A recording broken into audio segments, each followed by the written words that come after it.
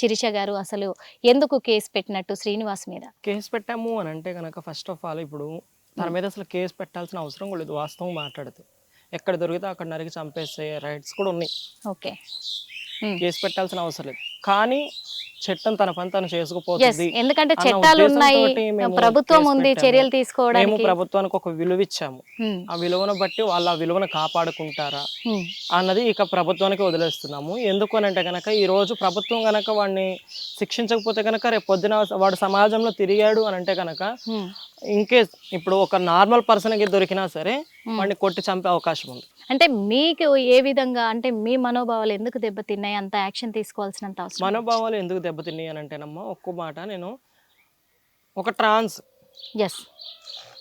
ఒక సర్జరీ అయ్యింది, chest surgery అయింది, ఆ తర్వాత ఇన్నర్ పార్ట్ వచ్చేసి సర్జరీ అయిపోయింది. అన్ని సర్జరీస్ అయిపోయిన తర్వాత ఒక ట్రాన్స్ 10 మంది ముందు వాళ్ళు బట్టలు విప్పాలంటేనే కొంచెము ఇన్సల్ట్గా ఫీల్ అవుతారు. కానీ కొన్ని సందర్భాల్లో విప్పాల్సిన పరిస్థితులు కూడా వస్తాయి. ఎందుకనంటే ఇది మా బతుకు, మమ్మల్ని చూడండి, మా బతుకుని చూడండి అని చెప్పానని మేము బట్టలు ఇప్పి అడుక్కునే స్థితిలో వచ్చిన రోజులు కూడా ఉన్నాయి అట్లాగా.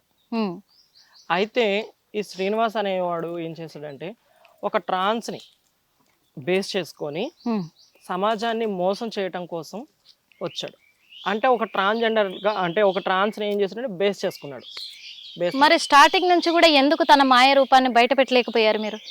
తన మాయ రూపాన్ని బయట పెట్టలేకపోయారు అని అంటే ప్రతి ఒక్కరు కూడా ఇప్పుడు సమాజముకు ఒక ట్రాన్స్ ప్రతి ఒక్కరు కూడా ఏమి అనుకున్నారు అని అంటే కనుక మనం ఒకటి ఆలోచిస్తే కనుక ప్రతి ఒక్కరు కూడా ముత్యాలమ్మ తల్లి గుడి టెంపుల్ మీకు ఐడియా ఉంది కదా, అది ధ్వంసం అయినప్పుడు ఒకటే మాట చెప్పింది, నేను నా సనాతన ధర్మాన్ని కాపాడడం కోసం నేను ఇక్కడికి వచ్చాను, నన్ను నమ్మండి అని చెప్పనని ఏడ్చి రీల్స్ చేసింది తను రీల్స్ చేసిందో లేకపోతే ఏడుస్తుంటే ఈ టీవీ మీడియా వాళ్ళు ఉంటారు కదా, వీళ్ళు అతన్ని షూట్ చేయడం జరిగిందో ఏం జరిగిందో మనకు తెలీదు. బట్ ఆ వీడియోస్ కానీ ప్రతి ఒక్కటి కూడా వైరల్ అయింది బాగా. వైరల్ అయినప్పుడు ప్రతి ఒక్కరు కూడా మేము అప్పుడు కూడా అంటే మా గురు సంధ్యమ్మ, జోగిని సంధ్యమ్మ మా గురు, అయితే ఆవిడ ఏంటంటే అప్పటికి కూడా ఫైట్ చేస్తుంది. స్టార్టింగ్ ఆవిడే స్టార్ట్ చేశారు ఫైటింగ్ ఈ జోగిని అఘోరా మీద.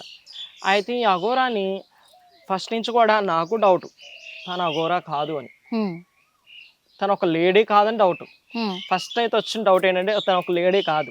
ఎందుకు అని అంటే లేడీ అఘోరాస్ ఎలా ఉంటారంటే మేము చూసాం మా కళ్ళతోటి, బయటకు వచ్చినప్పుడు అంగవస్త్రాలు మొత్తం కప్పుకొని వస్తారు. అంటే వాళ్ళు ఏంటంటే ఏకవస్త్రం ధరిస్తారు, బ్లౌజెస్ ఇవన్నీ కాకుండా ఏకవస్త్రం అంటే ఒకటే వస్త్రం ఉంటుంది, ఆ వస్త్రాన్ని ధరించుకొని బయటకు వస్తారు వాళ్ళు ఏకవస్త్రాన్ని. తర్వాత వాళ్ళు చక్కగా ఆడవాళ్ళు చక్కగా రుద్రాక్షమాల లేదా తులసి మాలలు ఇవి ఉంటాయి వాళ్ళకి మాలదారు. అయితే ఈ శ్రీనివాస్ వచ్చేసి సరే ఒక లేడీ అనే అనుకుందాం. ఇప్పుడు ఒక లేడీ అయితే ఇప్పుడు మరి తను ఒక అంగవస్త్రము అంటే ఒక ఏకవస్త్రాన్ని ధరించుకొని చక్కగా రుద్రాక్షల మాల వేసుకొని బయటకు రావాలి. ఎక్కడైనా సరే అఘోరాలకి పుర్రెలు ఉంటాయి, అన్నీ ఉంటాయి, ఉండవనే కాదు, అవి వాళ్ళ ఆశ్రమాల్లో ఉంటాయి. నేను ఇట్లే తిరుగుతాను, నా గురువు గారు ఇదే నేర్పించారు, మా గురువులు ఇలాగే చెప్తారు, అఘోరీలు ఇట్లే ఉంటారు, మీరు కుంభమేళలో చూడలేదా, ఇక్కడ చూడలేదా, అక్కడ చూడలేదా అని మాకు సవాల్ విసిరాడు. ఇప్పుడు నేను ఏమంటానంటే ఇప్పుడు కుంభమేళలో చూడలేదా లేకపోతే అక్కడ చూడలేదా ఇక్కడ చూడలేదా అని అంటారు. ఇప్పుడు కుంభమేళలో ఎందుకు చూడలేదండి? కాశీ వెళ్ళినప్పుడు అఘోరాలు అదే చెప్పాము, కుంభమేళ కంటే అక్కడికి వస్తారు, ఆ నుంచి మాయమై వెళ్ళిపోతారు, వాళ్ళు పుర్రెలు పట్టుకొని రారు, అడిగాము. పుర్రెలు అవన్నీ పట్టుకొని రారు. వాళ్ళకి ఏంటంటే కాశీలో ఒక ఫెస్టివల్ జరుగుద్ది, ఓన్లీ అఘోరాస్కే ఫెస్టివల్ జరుగుద్ది. వాళ్ళు ఏంటంటే ఆ రోజు హోలీ ఫెస్టివల్ చేసుకుంటారు, ఏది శవాల విభూతితో భస్మంతో ఆ రోజు ఫెస్టివల్ చేసుకుంటారు. ఆ రోజు వాళ్ళకి పెద్ద ఉంటాడు అతను ఏం చేస్తాడు, అతని మెడలో తప్ప మిగిలిన వాళ్ళ ఎవరి మెడలో కూడా కపాలమాలలు ఉండవు.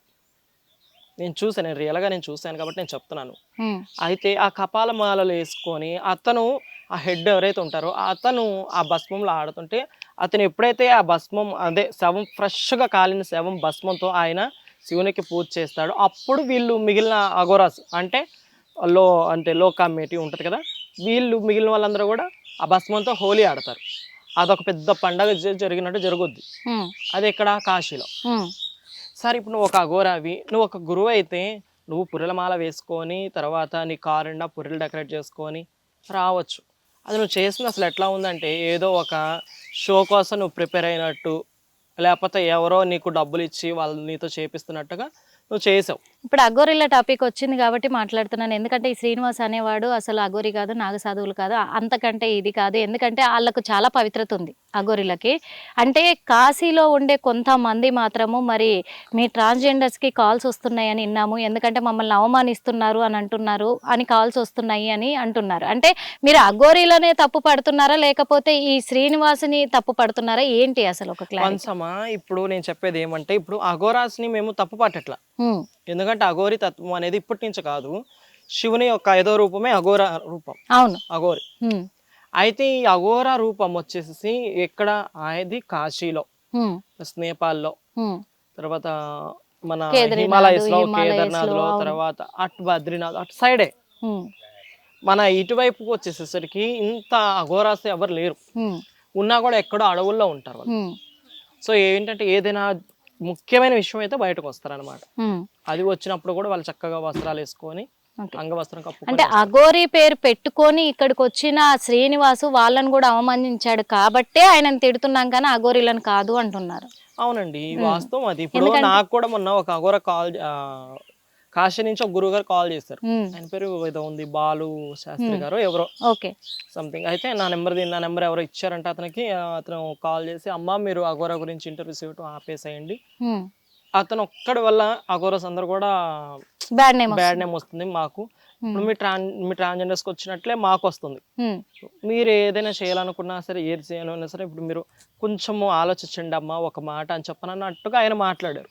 మాట్లాడితే నేను ఒకటే మాట, ఇప్పుడు అఘోరాస్ పేరు చెడగొట్టాడు, ఒక ట్రాన్స్జెండర్స్ పేరు చెడగొట్టేశాడు, పబ్లిక్ సమాజాన్ని ఒక మభ్య పెట్టేశాడు. ఏమని మభ్య పెట్టాడు? నేను లోక కళ్యాణం కోసం వచ్చాను అన్నాడు. లోక కళ్యాణం కోసం వచ్చినప్పుడు లోక కళ్యాణం చేయాలి కానీ ఇప్పుడు దొరికిన వాళ్ళందరినీ కళ్యాణం చేసుకుంటే అదేం లోక కళ్యాణం అవుతుంది అంటే? ఇప్పుడు ఇతన్ని మరి ఇప్పుడు ఈ శ్రీనివాసుని ఇప్పుడు మరి ఏ భగవత్ స్వరూపంతో పోల్చాలో అర్థం కావట్లేదు నాకైతే. మీరు చెప్పాలి అది. ఇప్పుడు మీరు చెప్పాలి, ట్రాన్స్జెండర్స్ గా మీరు చెప్పాలి. ఆయన లింగ మార్పిడి చేసుకున్నాడు, నేను ట్రాన్స్జెండర్ అంటే స్టార్టింగ్ ఏమో ట్రాన్స్జెండర్ అని కూడా చెప్పలేదు, నేను అఘోరి నాగసాధన అన్నాడు. ఇప్పుడు తర్వాత కొంతమంది నిలదీసినాక, మీడియా వాళ్ళు కొంతమంది నిలదీసినాక, నువ్వు అసలు కాదు, నువ్వు నాగసాధు కాదు, ఇటు అఘోరి కాదు, నువ్వు ఒక ట్రాన్స్జెండర్ అంటే అప్పుడు నేను నిజంగానే ట్రాన్స్జెండర్ అని చెప్పేసి అప్పుడు నేను అర్ధనారీశ్వరిని, మీరు అర్థం చేసుకోవాలి, నేను లింగ మార్పిడి చేసుకొని నా లింగాన్ని ఆ శివుడికి అంకితం చేశాను అని మాట్లాడాడు.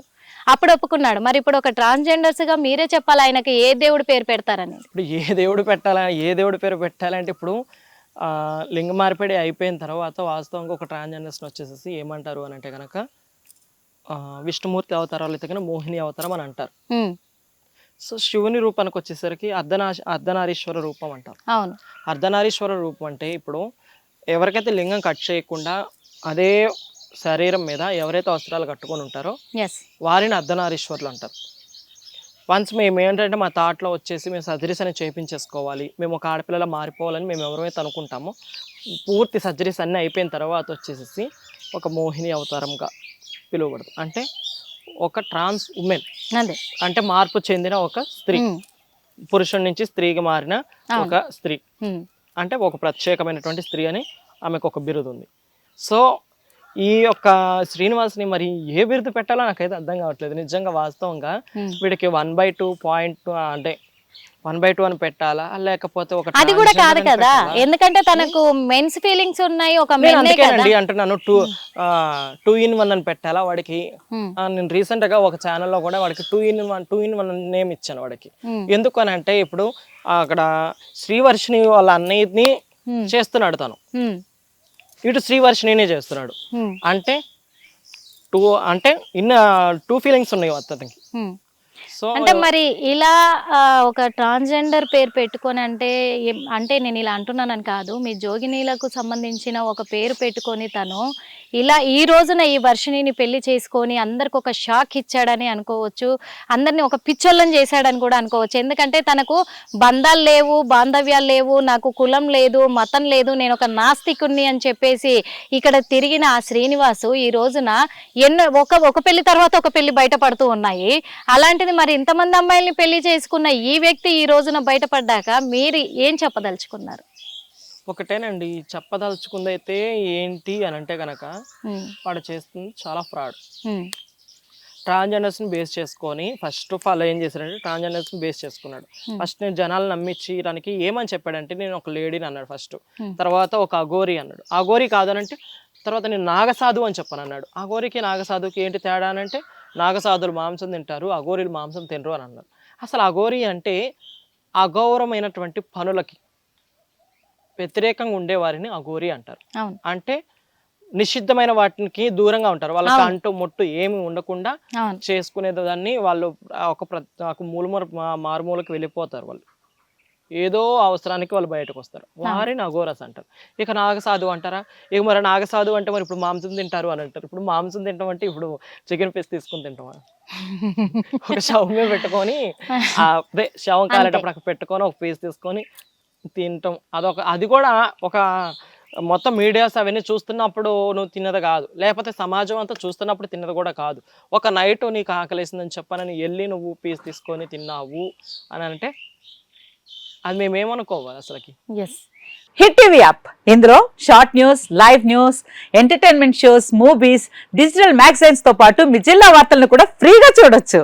ఇంకెందుకు ఆలస్యం, వెంటనే హిట్ టీవీ యాప్ ని డౌన్లోడ్ చేసుకుని ఫ్రీగా ఎంటర్టైన్మెంట్ పొందండి. Hit TV app. Hit TV app. Please download hit TV app. Hit TV app ని ఫ్రీగా డౌన్లోడ్ చేసుకుని ఎంజాయ్ చేయండి. మీకు నచ్చిన ఎంటర్టైన్మెంట్ కోసం హిట్ టీవీ యాప్ ని ఫ్రీగా డౌన్లోడ్ చేసుకుని ఎంజాయ్ చేయండి. హిట్ టీవీ యాప్ ని డౌన్లోడ్ చేసుకుని ఆస్వాదించండి, ఆశీర్వదించండి. ఇంతమంది సెలబ్రిటీలు హిట్ టీవీ యాప్ ని డౌన్లోడ్ చేసుకోండి అని చెప్తున్నారంటే ఎంత మంచి యాప్ ఆలోచించండి. అమెరికా అమెరికా అమెరికా అమెరికాలో చదవాలనుకునే వాళ్ళకి విశ్వసనీయమైన పేరు మన శౌర్య కన్సల్టెన్సీ. UK లో 1 year masters, UK లో 1 year masters, 2 years work permit up to 5 years visa. Contact Saurya Consultancy. Contact 89851 89851.